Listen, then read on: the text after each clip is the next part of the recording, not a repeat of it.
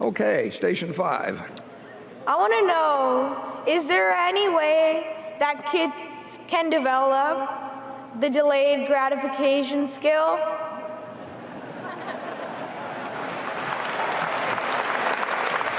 I'll take it if you want me to, Warren. Oh, man, I'll take that because I'm a specialist in delayed gratification. I've had a lot of time to delay it. And my answer is that they sort of come out of the womb with the delayed gratification thing, or they come out of the womb where they have to have everything right now. And I've never been able to change them at all. So we identify it, we don't train it in. Charlie's had 8 children, so he's become more and more of a believer in nature versus nurture. You'll probably find some nice old woman of about 95 out there in threadbare clothing, and she's delaying gratification right to the end and probably has 4,000 A shares. It's just these second and third generation types that are buying all the jewelry.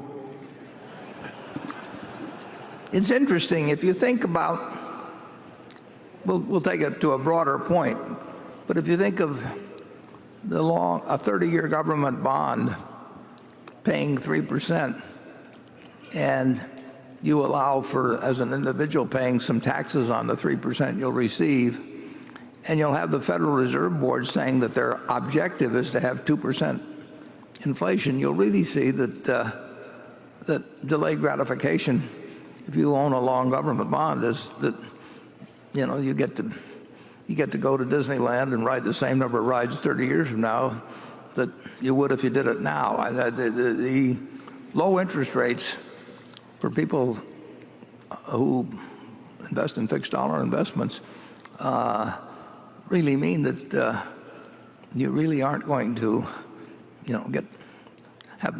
eat steak later on if you eat hamburgers now, which is what I used to preach to my wife and children and anybody else that would listen many years ago. So I don't necessarily think that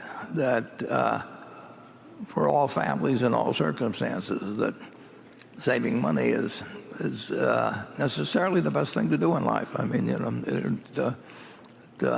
if you really tell your kids they can, whatever it may be, they never go to the movies or will never go to Disneyland or something of the sort, because if I save this money 30 years from now, we'll be able to stay a week instead of 2 days. I think there's a lot to be said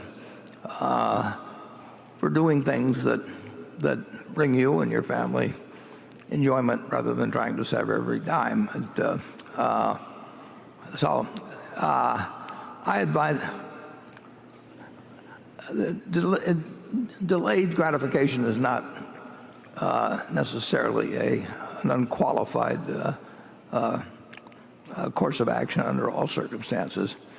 I always believed in spending 2 or 3 cents out of every dollar I earned, saving the rest. But I've always had everything I wanted. I mean, one thing you should understand, if you aren't happy having $50,000 or $100,000, you're not going to be happy if you have 50 million or 100 million. I mean, a certain amount of money does make you feel, and those feel around you feel better, just in terms of being more secure in some cases. But loads and loads of money. I've probably known as many rich people as just about anybody, and I don't think they're happier because they get super rich. I think they are happier when they don't have to worry about money. But you don't see a correlation between happiness and money beyond a certain place. So don't go overboard on delayed gratification.